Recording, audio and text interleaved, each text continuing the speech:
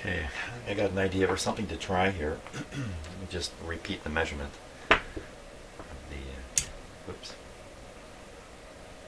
Okay, that's what it switched off. Switched on. 153 volts there, AC. Switch it off. So, now it could be that that voltage is really a pretty lazy voltage. It doesn't have much oomph behind it. So what I want to do is I want to put a resistor in there and put a resistor between the chassis here and the ground point, and then repeat the voltage test and see if it stands up or if it's pretty much gone. Now let's just think, what size resistor should I put in there? It's 150 volts. So if I put a if it's a real 150 volts, I stick a 150 ohm resistor there, I'll get an amp flowing. That's a little much. So instead of 150, we go 150, 1500, 15,000, 150,000. So something I'd say really safe would be 500,000, half a meg, something like that. It'd just be a trickle of current at 150 volts, and we'll see if that's well, that could be too high, you know, too high a resistor to do what I want it to do, but let's give it a go here.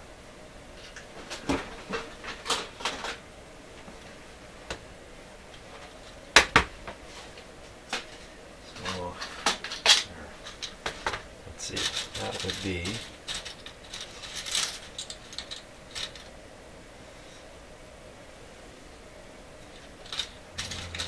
yellow third band. There, I think.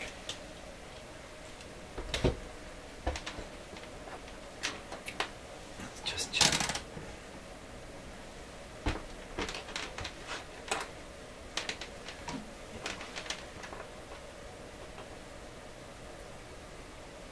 So that's 480,000.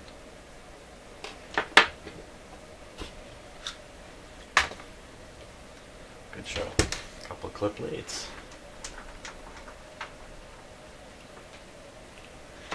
This can go one of three ways. Voltage doesn't change. It tells me there's something pretty serious going on with this machine, and it must have happened recently, because I can't imagine how I've been using this for a couple of years now. Voltage completely disappears. That means there's really nothing too much here to be scared about.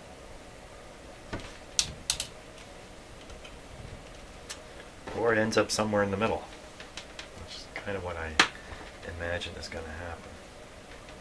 So I'm going to clip on across here.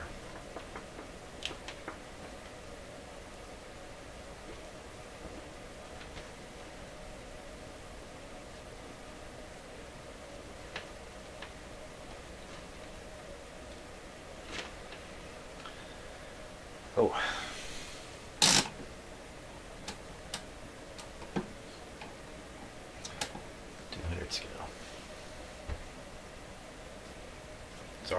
It's already reading less. I used to read a couple of volts like this. Here we go.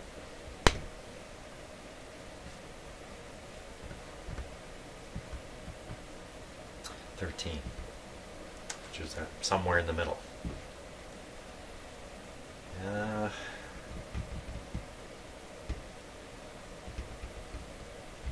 Well, I don't like it. I don't think it should be there. I don't think this is. I don't think this thing is working properly. I think there is something about it. But what it is, I'm not so sure yet. Let me take a peek at the schematic here.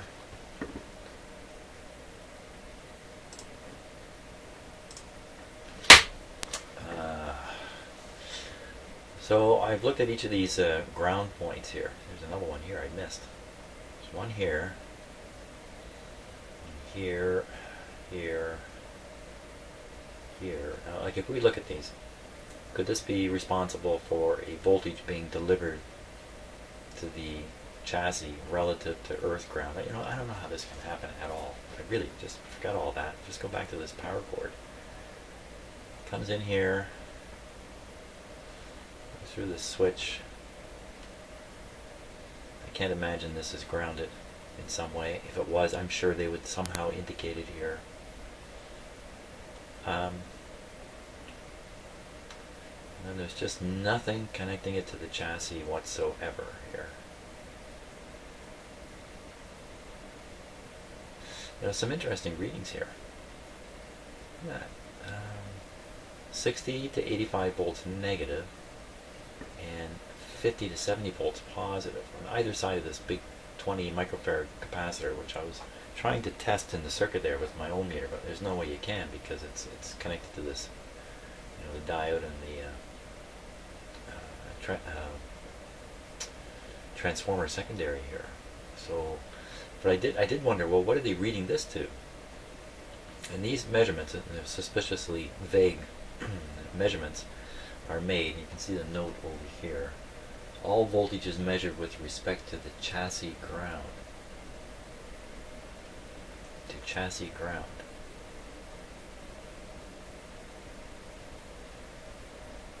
Well, to be honest with you, I really don't know why they give a bit of a range here exactly. Because if you do look long enough, you can find grounds direct through resistance. If we look long enough. Well, if we look over here, there's one right over here on the top left here. Through R2. Oh, no, the capacitor blocking it. Okay. Well, look at this one. Half of this 6AL5, it looks like they're just throwing away half of the signal. I think if you follow from the input here, you can follow it all the way up into here. Comes along, comes up. How do you read DC when you got these capacitors here? There must be an alternate path down through here maybe. But I rotated the switch, the selector switch didn't make any difference anywhere, so I can't imagine there's anything much to find down around here. So just carrying on, this is kind of curious. 6AL5 diode. So it's basically shorting this line to the chassis. But look, there's nothing here. It's just, there's nothing here. In fact, you know, really, I'm reading this high AC voltage, and the only place there's AC is here, here. And I guess you could argue kinda here. But not once you get over here. There's no more AC. There's no AC. Of course there's no AC in this thing. It's a DC meter. You can't have AC floating around through the circuit here. A little bit coming in, I guess, on the probe, but it's not long before it gets rectified right here. So 145 volts. So I'm trying to think of what weird phenomenon could do that. And incidentally, I checked this. See here, it says 120 volts AC between there and there. I checked it, and the output on this side of the transformer was almost exactly the same as the input on this side. It's a 1-to-1 transformer here. It's literally an isolation transformer. They haunt me everywhere. So you can see it just immediately goes through a diode and bingo, a capacitor here to smooth things out. Away she goes. So this capacitor could be weak. Yeah, if this was weak, I don't imagine there's much current draw anywhere in this circuit, frankly. But if it was weak enough, you get a choppy DC coming through here. I think you could see it on the pointer. I think the pointer would shake. The pointer doesn't shake at all. And so I suspect this guy's probably okay. And even if he wasn't, how's that going to get you? 145 volts when you read from here, any one of these grounds, to the third wire on the electric system. So I don't get it. It's like taking your voltmeter and sticking one lead on the positive of a battery and sticking the other lead on the hydro ground and getting a value. You know, I shouldn't see anything like that. That's the crazy thing about this.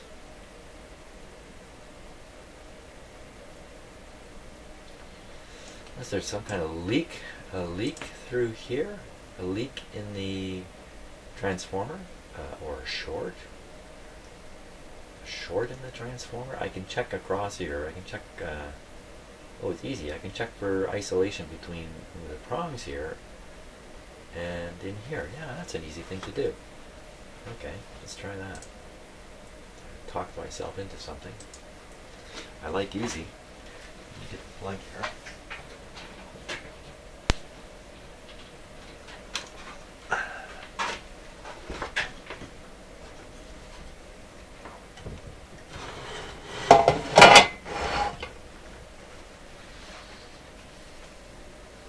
Okay, here's the plug.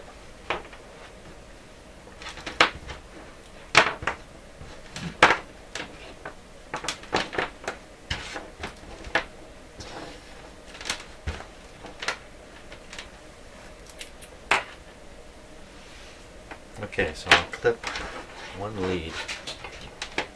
Hold on, where'd that go?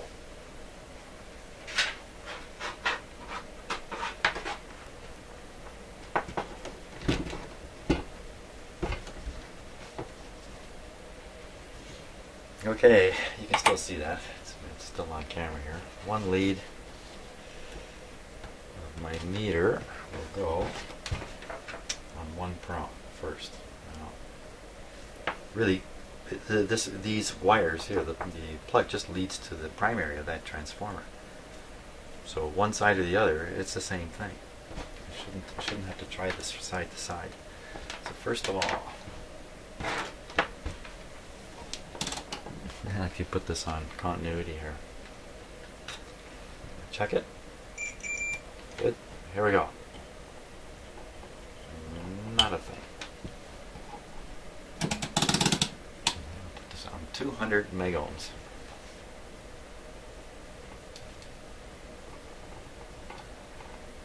Nothing.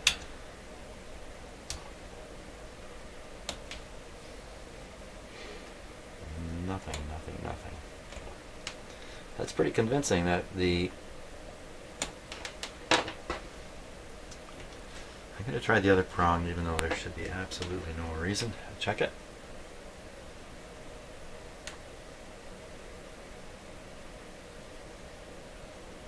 Stops at 1 megohm for some reason. But, check here. If this were different, I would kind of just have to. My list of things I can't explain would expand dramatically.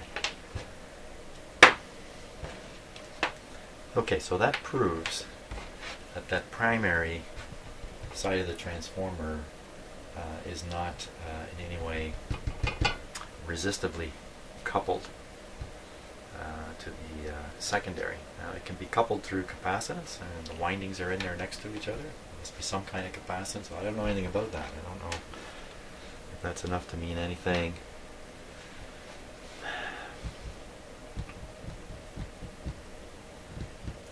You know, we used a 500,000 resistor and still had a pretty good chunk of voltage left there, 12 volts.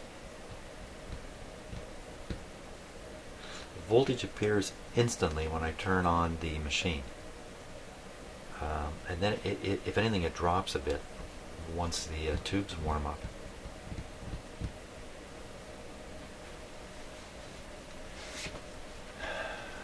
Okay, back to the...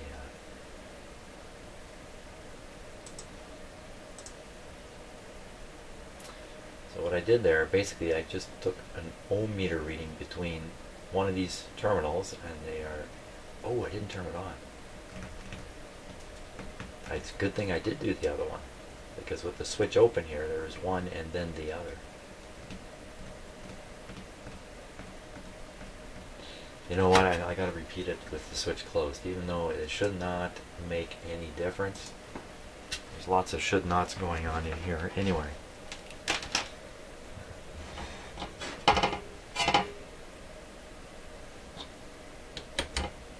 You know what, it was switched on. It was switched on.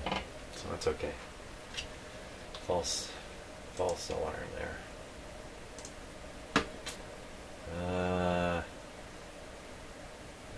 This curious deal here with the 6AL5.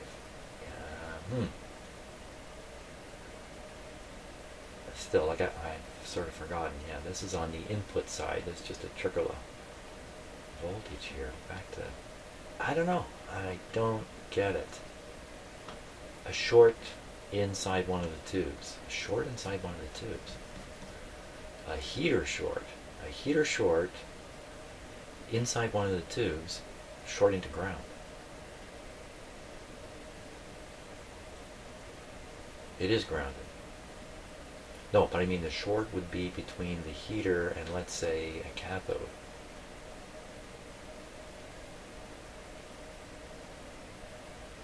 Wow, I got an awful lot of 6AL5s, that's for sure. I can replace that. At 1287, I got piles of those too, I think. Yeah, that's an interesting question.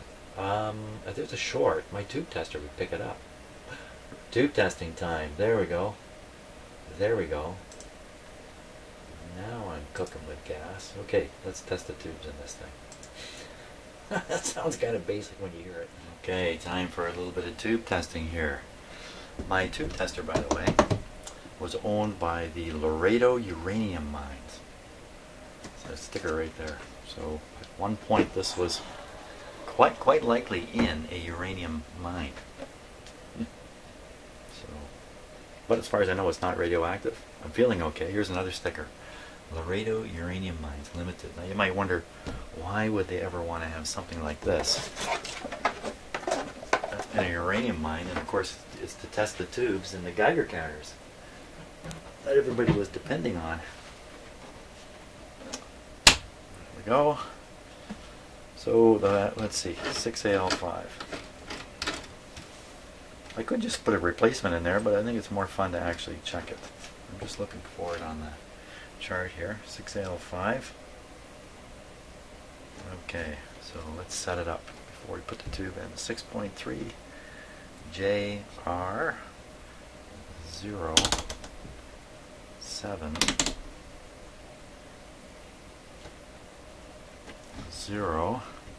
03 with the 0 bias, it's a diode. English 61. That'll make the meter read in English. Replace or good. Press P1. P1.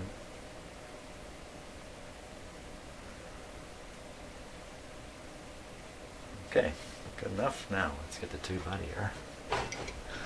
It's going to be the little guy here. Very common tube. Okay, 6.3, right. There we go. See it lighting up there a little bit.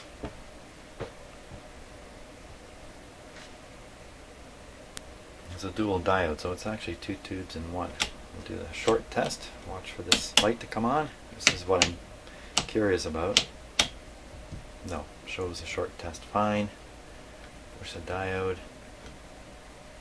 Okay, so although it says replace, it's in the high part of the replace, and this thing is not so calibrated that you can depend on it that much. Here it says diode's okay, and it's well above the line, so I think there's no problem with that. Okay, check the other part of the same tube, 5047. 5047. 5047. 5047. Okay.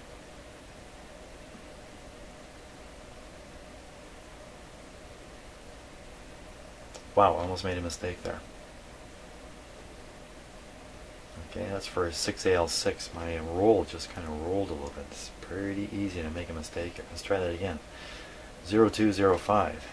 Ooh, I didn't like that. 0205. I certainly learned to double check what I'm doing with this thing a lot. 0061. Okay, that should all be the same. Check it again. 0205. 02050. I'm not so worried about damaging the tube. We'll always get another tube. I don't want to damage my my tester. So shorts. No. Diode, pretty much the same. I don't think there's anything wrong with this tube at all. And we'll stick it back in.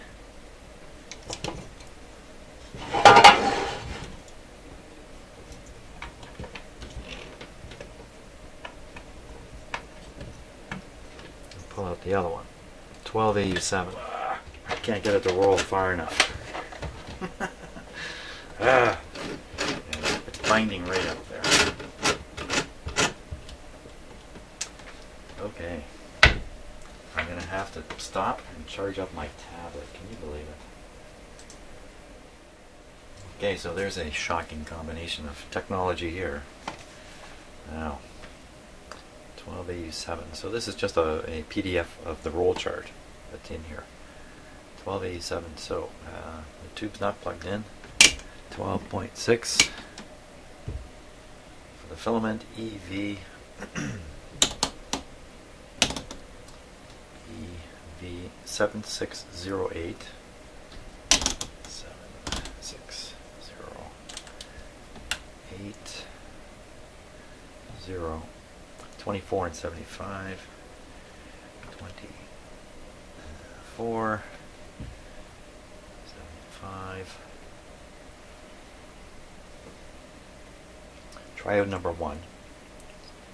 P4, the usual test button. 1385 is the minimum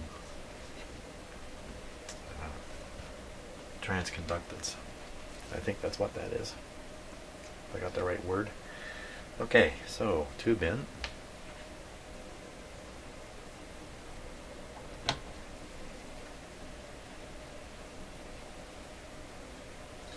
Double check. EV 7608 0.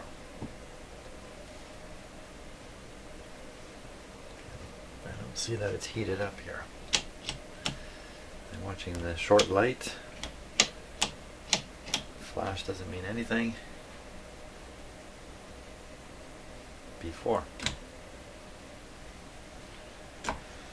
Okay, there. Now, the other part of this is a dual triode tube, 2103, 2103 with a 0. Everything else is the same.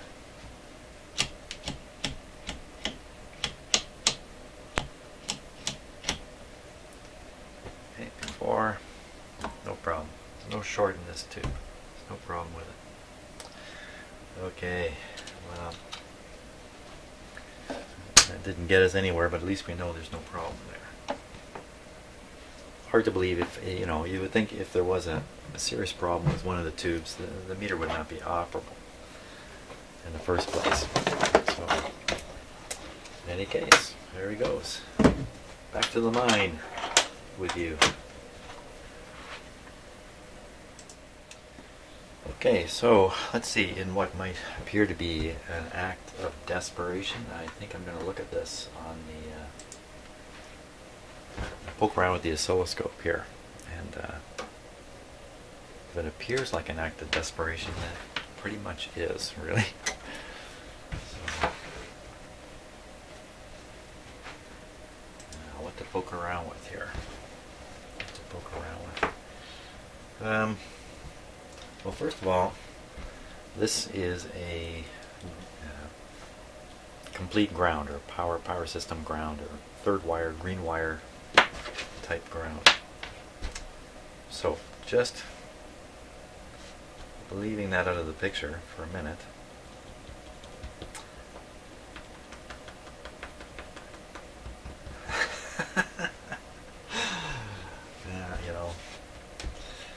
I know there's going to be 145 volts between these, but I don't think it's serious. I think I could hook it on there and turn everything on, and nothing would happen. My God, I've done it hundreds of times. What has changed?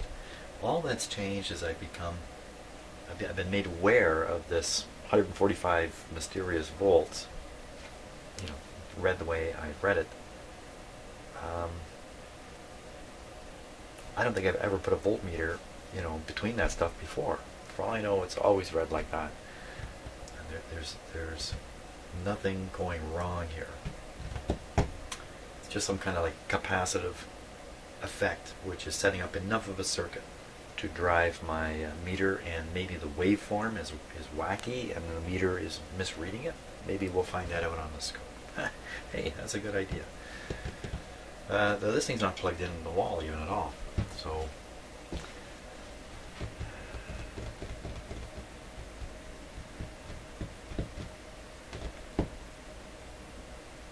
okay, I'm pretty nervous here.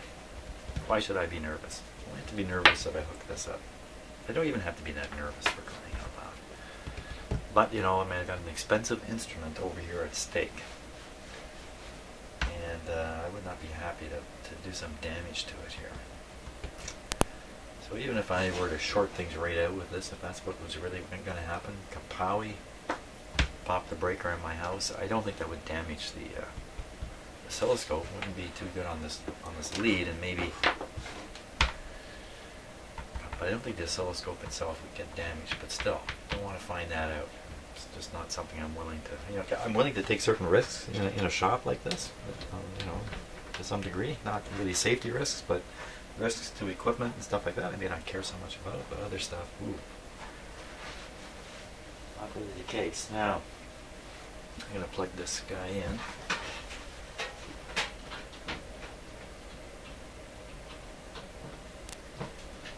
This is the stupidest thing, you know. It's just the simplest stuff, and I am paralyzed in my own shop. Okay, there it is. You heard the click, I'm pretty sure. It came over on the video because I heard it come out of my radio speaker here.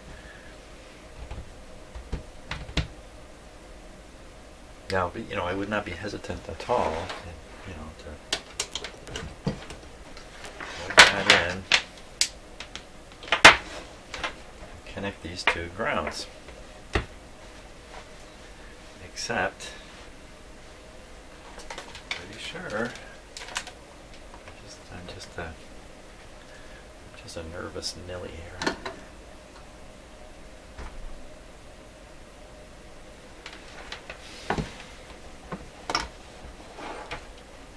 Get any more nervous, I'll be wearing rubber gloves.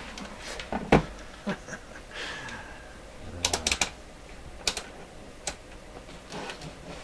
I'm willing to lay bets. It's going to say 145.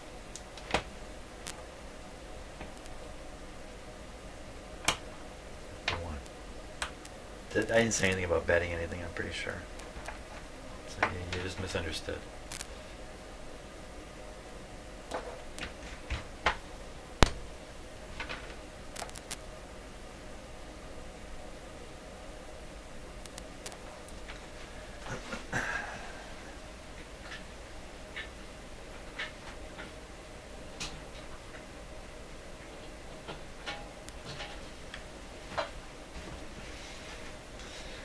Okay, I may want to place that wager now.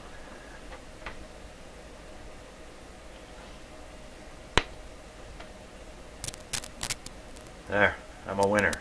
There it is. This just got me so nervous.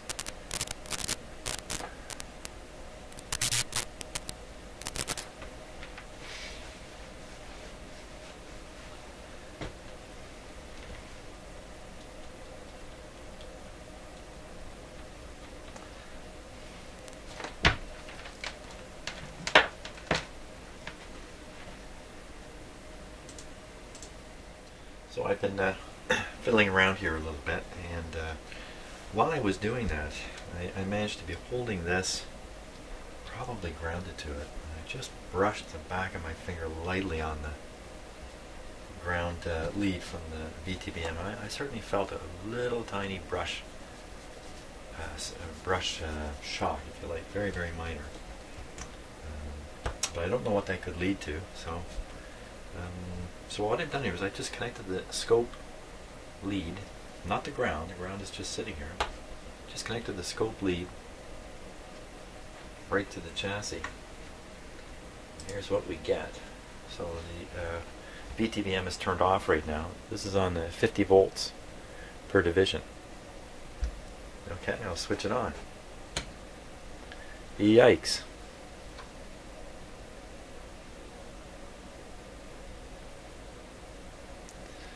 So what's that? That's going to be 1, 2, 3, 4, say 5. That's 250 volts. Let me disconnect it here. Ah, it's like a fish hook.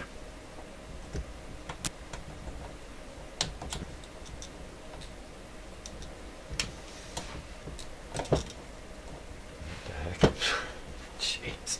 Oh my gosh.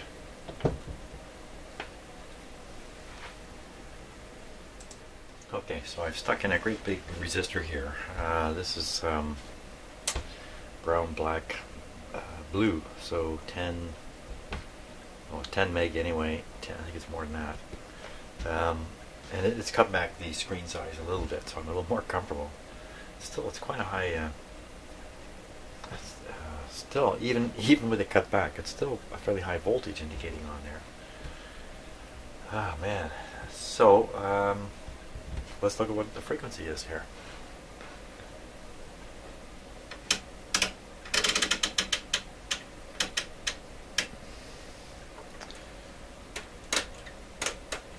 One second here.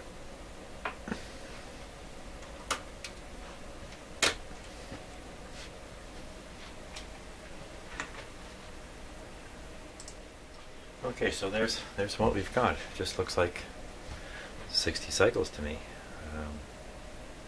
It's not a perfectly clean wave. You know what I've never done? I've never actually looked at the what the wave looks like for just the power coming into my house. Because it looks funny down here to me in this bottom part. It looks odd. Hey, why don't we do that? Okay, good idea. Let's do that.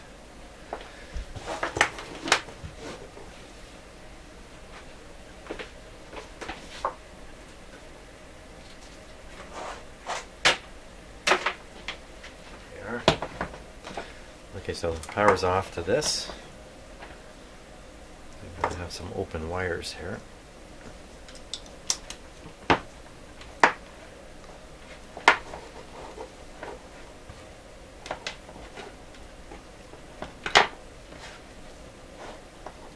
Now this is connected to an isolation transformer.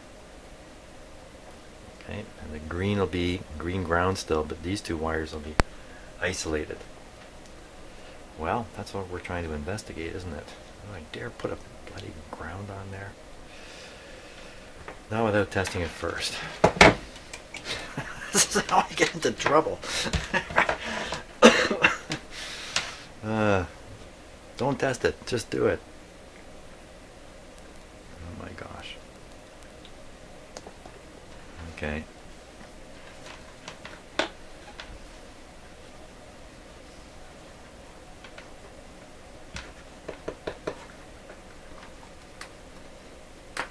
What the heck am I doing? Okay. That's going nowhere. That should be a 0, and this should be the full load there. Well, hey, maybe that proves things are isolated. Hey, hey, hey. Oh, I don't have the power switched on yet. Take it all back. Okay, these are live now. Try it all again. Should be nothing there. Good. Nothing there. Fantastic. It should all be there. Okay, so how come there's something showing up on the green? That's interesting. The green wire, it shows you how sensitive my meter is. This green wire I'm connected to right now, okay, that's just going through this cord and just ending up in the third wire there. It's not connected to anything. So that's just induction or capacitive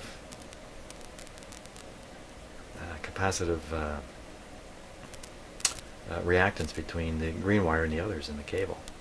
no doubt that's what it is. And my meter is so sensitive it can pick it up. So I think that's the kind of thing I'm chasing. I mean, there's nothing here to be afraid of. And this is the kind of thing I think I'm chasing around my shop right now. Something as unimportant as this. Except I did have the power go out for a reason I still can't explain. And I read 145 volts.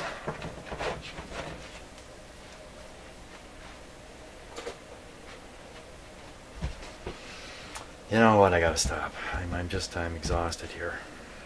I'm exhausted. Ah, crazy situation. Oh no, I don't want to stop yet. I wanted to take a look at that. I am exhausted, but I want to take a look at this. Now, this is on the other side of an isolation transformer. Maybe the transformer will distort the wave a little bit. This may not be the fairest test. Stick that in there. Children, don't try this at home.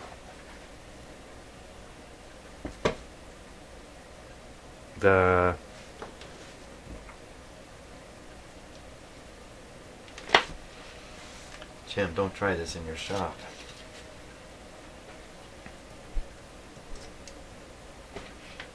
Power's off right now, so.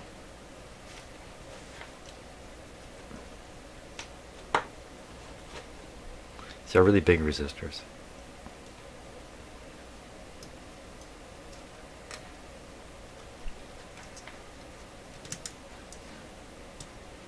I don't know. Let's see what we got. Nothing. Yeah. I don't want this to be the last video I ever make, so I'm going to stop that process there.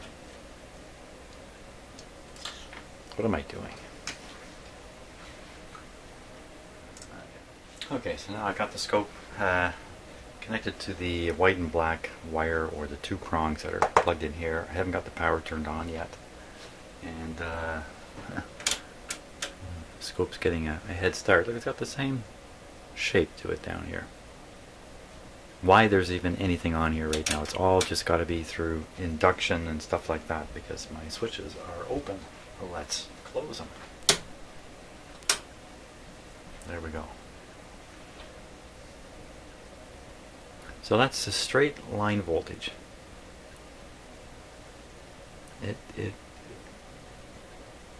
To my eye, this doesn't look perfectly shaped, but it's pretty close. And it could just be me, but it looks to me like it's just a little pointed on this side still. Maybe it's a indicative of a scope thing too, but it just looks better than that other wave, the one between the case of the VTVM. What would that tell us anyway? The wave looks different. Same frequency, different though. What would make it different? Going through some kind of inductance. Going through something non-linear like a rectifier. Like a rectifier. Huh. Okay, that's my guesswork for now.